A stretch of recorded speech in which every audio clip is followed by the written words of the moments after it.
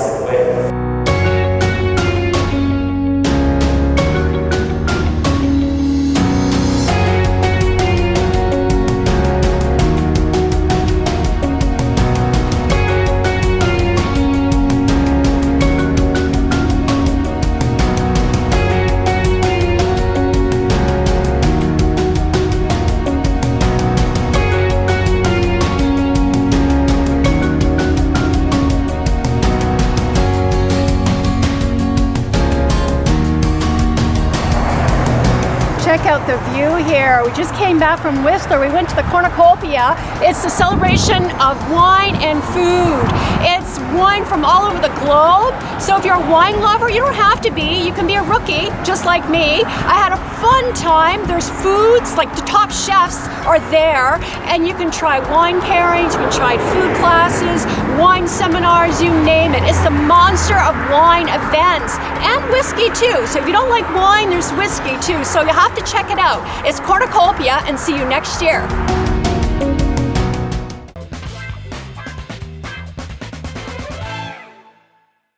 Joining me is a very special guest, Canadian comedian Glen Lett, and he's here today to talk about his film and how he maintains a healthy lifestyle. Welcome to the show. Oh, thank you. Thanks for having me.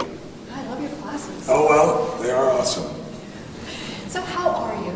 I'm great. I'm stoked to be here in the show, and this film isn't actually my film. It's about me, but I haven't seen it. I'm just the subject of it. This guy, Roy Ty, followed me around for 7 years, and while I was, battling addiction to alcohol, and ended up making a movie out of it. And now it's going to be at the Whistler Film Festival, so it's pretty exciting. Congratulations. Thank you. And it's going to be shown next month, Yeah. or this month actually. November 29th, and 30th. Yeah. Well, I've seen the movie or the film, and it's about when you started in comedy. Right. And your addiction and overcoming it and Right. living to tell. Yeah. And you're an inspiration to many. Well, I hope to be, Yeah, so what was the process like? Well, I met Roy, and I wanted him. I was still active in my addiction, which is primarily alcohol. You get involved in everything at a certain point. But Roy and I met because I wanted him to film one of my comedy shows, and he, in the mid-sentence, sort of, said, "I want to start filming you now." I said, "What do you mean now?" He said, "I want to go to my car, get my camera, and start filming you now." So, "Oh, okay, fine." And then, I don't know what inspired him to do that, because after that, then I, hit bottom from drinking and got kicked out of my apartment and out of clubs, and I was really, my life just, went into the tank, and he just kept filming it. And then I went through the very challenging process of getting sober and staying sober, and then he just kept filming me for 7 years until I ended up touring a comedy show about recovery called Sober But Never Clean, and he came out and sort of filmed the last of that when I sort of turned my addiction into a show about recovery, and then he spent a couple of years editing it and trying to get it into festivals, and got accepted to the Whistler Film Festival. So it's kind of a perfect fit for it all. So yeah. And it was a 9-year journey. Is that right? Well, part of the deal with Roy and me is that I haven't seen the film yet because he wants to film me to see the reaction to it. He lives in Los Angeles now, so I think he's making a movie or something in the desert in Arizona right now. So we won't see each other until the Whistler Film Festival. So he doesn't want me reacting to the film, in my apartment, watching it on my laptop. He wants me to see it at the premiere. So, and at first I was just being good about not watching any of the trailers and not watching it. And now I'm scared too.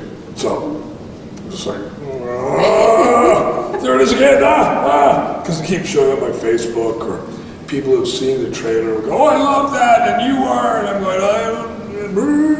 because I really want to have as fresh of eyes as possible on his finished project, because he's worked awfully long and hard on it. I've done nothing to create the film except live. I mean, arguably I did nothing to get recovery as well. That it was my commitment to other people in recovery and their commitment to me that has generated recovery, because that's so far the most successful way to deal with addiction is within 12-step fellowships. And because we believe that addiction is a spiritual problem, and the solution is a spiritual one, which is confusing to doctors because they like everything to be empirical and you can figure it out and take this pill. But addiction runs so deeply within people.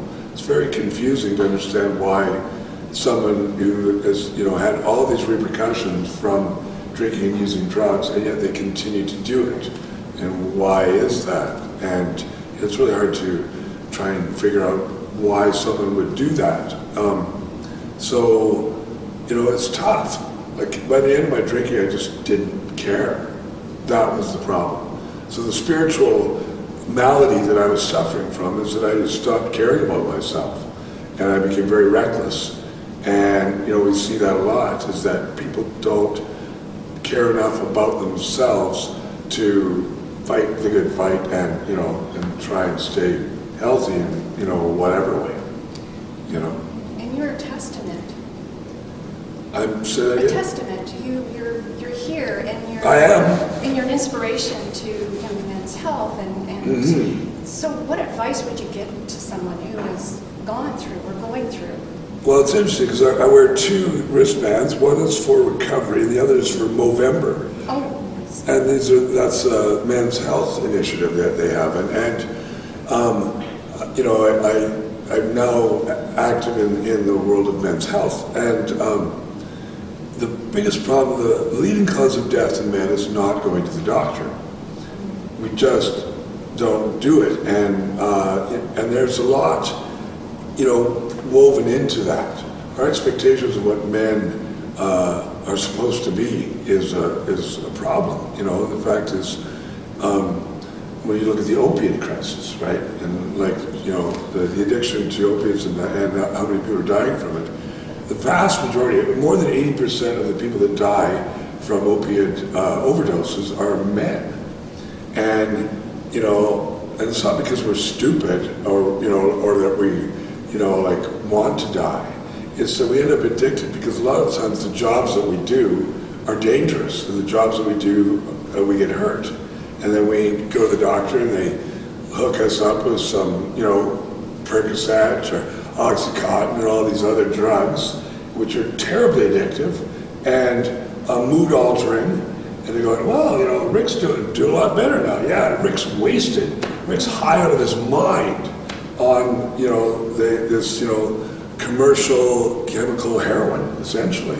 And then when they run out of those prescriptions, the doctor says, oh, you're cut off. Then they end up on the street looking for it there. And that's why our alleys are full of sadly addicted, often young, smart, kind young men that are dead because of the expectations we put on guys too. You got to go and make some money, climb that ladder, or go into that mine, or all that sort of stuff. So there's a big question that we have to ask, which is like, what do we expect from our guys, besides just to live? I mean, my daughter doesn't care how much money I have. She's just glad that I'm alive. She's into holistic nutrition. My daughter. That's wonderful. So she's always going through my list of things that I eat and go, that's processed, and I don't know where that came from, and I don't like this stuff at all, and I don't think that's even food, right? But she's got a very acute understanding of a guy had hypertension, high blood pressure, and she said to me, well, Dad, that's a heart thing, and it's not just about the organ, your heart, it's about how you feel about yourself and about the world.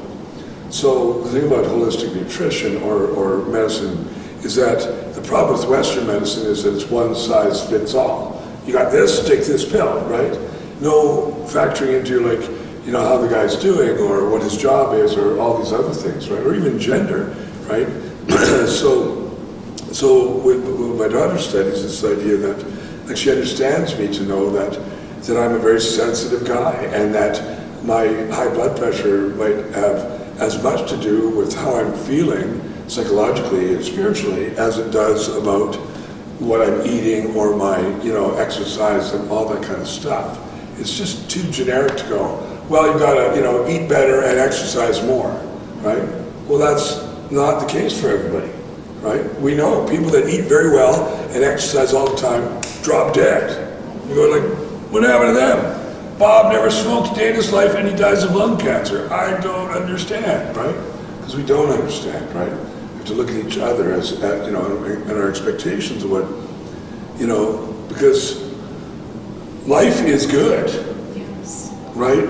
And this is one of the things that, I get to enjoy now as a person who's, sober and, trying to be as healthy as possible, that there's a point to this existence, and it's not just to make a bunch of money and, buy stuff, Money is a highly overrated, money is the worst drug of all, I see so many of my friends just trying to, they do jobs they hate, but it pays well. So that's their excuse. Well, why do you do it? Well, it pays really well. Yeah. Well, isn't Dalai Lama said that, people spend their whole lives making enough money, making a bunch of money to try, and they waste their lives on making money, and in the end they try and take their money and try and save their lives with it, right? And poor Steve Jobs, right? Yes. More money in the world, dead, right? And you look at Bill Gates. Bill Gates can't get rid of his money fast enough, right? Like, maybe if Steve Jobs had started getting rid of his money instead of, building temples to himself, he might still be around. Or at least we might, like his memory more than we do, Yes, and Richard, you beat cancer. I did, yeah. So tell us about that. Testicular cancer, yeah. Well, it's interesting because I had, I had testicular cancer, and then when I got done the treatment, I was still drinking and using drugs, and then I got into recovery for that. And then after that, all my reports, all my checkups, I look at the file, go like, did you ever have this? Because when they asked the doctor how did I get testicular cancer? He said, well, maybe the environment, stress is obviously a cause of that, and bad luck. And there's nothing you can do about bad luck, but certainly stress. So the way that I handle stress now in sobriety is much different than when I used to handle it, which of course is to numb myself, right? If you try and, numb your feelings away, they don't go away. They just sit and manifest themselves in some sort of tumor or something. So, but, I did all sorts of things to recover from cancer. One was, go back to the doctor. Probably the key thing for me is that I went to a doctor and he said, don't worry about it. I said, well, you know, I said, my testicles don't seem to be the same, like that gesture. And he said, is it painful? I said, well, not really. He said, well, I wouldn't worry about it. Well, I know you wouldn't worry about it. It's not your testicles. Should I worry about it is the question. And then, you know, a few weeks later, I went back to a real doctor where you have to make an appointment and wait a couple of days. And so the reason I'm here is because I went back. The reason, you know, men, especially when they talk about their naughty bits, you give them a reason to not, if some doctor says you're fine, they'll go to their grave going, he said it was fine, right? That's good. You need to get the answer that makes you feel like you've gotten a clear answer to your problem. And you just go back and you go back and you continue to insist that you need, you know, a proper look at this problem that you have. Because, you know, every cancer story I know began with a misdiagnosis. You know, every time someone goes, that's fine, you're fine. It's definitely not cancer. And then they finally go, well, actually it was cancer. And now you're dead. You know, so the point for me is to, you know, especially guys, you know, women nagging us doesn't make us go to the doctor, it makes us less likely to go to the doctor. So we love you and appreciate your support and all that kind of stuff, but that doesn't help. What needs to help is other guys telling each other, you know, dude, you gotta take care of yourself. Oh, you should have a look into that, right? Guys talk to each other all the time about, yeah, I got this thing, I don't know what it is. They go, well, have you gone to the doctor? No, well, go to the doctor. They go, yeah, I probably should do that. Yeah, you should, you know? And when a guy tells another guy that, he goes, yeah, okay. But a woman, we wouldn't tell them. We're afraid that we'll be in trouble, that we, you know, that, like, you know, everyone will be mad at us. Well, who's going to pay the rent? What about our trip to Hawaii? What? Yeah. Right? So we don't want to say anything until it's too late. And then, you know, and that's so, you know, because men are people. You know, when it comes right down to it, we're people, and we forget about that. We're so busy taking care of everything and everybody and taking the blame for anything that goes wrong that nobody goes, oh, it turns out you're a person and you have a value just for that, just by being, you know, a human, you know. When I did my show about testicular cancer called One Nut Only, very clever, I asked the guy in the audience, you know, like, well, why do you worry about your health? He says, well, I'm married, I got a wife, I got daughters, I want to be for them. I go, yeah, well, that was a good answer, except you forgot one person in that answer, you. You forgot about you. Like, our lives are valuable to us, right? It's not about making sure everybody has a good time in their holiday. You know, it's about that our lives are valuable to us, right? And that's the key. Is, you know, so I finally came in recovery, I was able to go, I'm important enough to me that I'm going to ask for help and I'm going to take that help, right? And my daughter's very clear that she says, you know, I'm just so glad that you fought against addiction and against cancer, so that when people ask me about my dad, I can say, well, he's a poet and a comedian and a, you know, and a songwriter, and I don't have to say, well, he's a drunk, or well, he's dead, right? So the biggest gift I gave her was to be sober and to, you know, be, you know, cured of cancer, not some, you know, fancy trip or some beautiful, you know, diamond bauble or whatever. She could care less about that stuff, so. It's wonderful. And what's next for you? Well, I'm going to be Santa for the next month. I accidentally grew this ridiculous, glorious beard, and as a result, now I'm being Santa, and while I'm being Santa, I will be writing a screenplay about being Santa. Turns out, real beard Santas, that's what this is, go ahead, you can pull it. Okay. Yes, it's real. It is real. Are the thing. Real beard Santas are a whole community, a whole culture of guys that most of them aren't actors. Most of them are just, you know, guys that own hardware stores that are retired or whatever. But they're real beard Santas, and every month or two we get together and have lunch and talk about being Santa, and it's great. I love it. The little kids, and you know, and I have to explain that, you know, like I'm not actually Santa, but there is a real Santa. Like, you know, a lot of us are emissaries. When people get mad and they say, oh, you know, it's lying to our children. I go, no, the biggest lie about Santa is that he doesn't exist.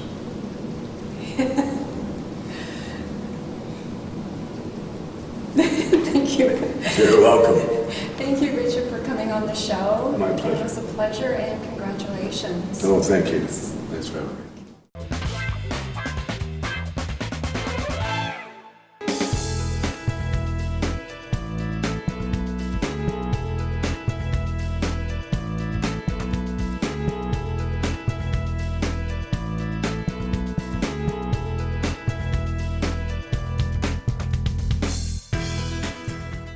Joining me is elite dancer and actress Elisa Trask, and she's here today to talk about her career and her involvement with the Be You campaign. Welcome to the show. Thanks for having me. So happy. So when did your passion for dance begin? Right, so I was 2 years old, and my parents took me to grocery stores or shopping centers, and I would find the clothing mirror with the music in the background playing, and I would just start bopping. So they're like, we need to put her in dance. And yeah, it kind of just grew from there. Born to dance. So tell us about how much training is involved to become a professional dancer. So I train 5 to 6 days a week. I grew up as a studio dancer, competing, so that was very intense. And then around the age of 12, 13, I broke off that part and just started doing workshops and conventions, which is where you work personally with choreographers from all over. Thanks for watching. If you have a question or comment about today's show, go to our website on the screen. For past episodes, go to our YouTube channel. Until next time, run with it. Run With It is sponsored by BC Sports Hall of Fame, Hype Hair, Mallory's Fashion Network, and Skechers Performance Canada, and special thank you to the Fairmont Chateau Whistler.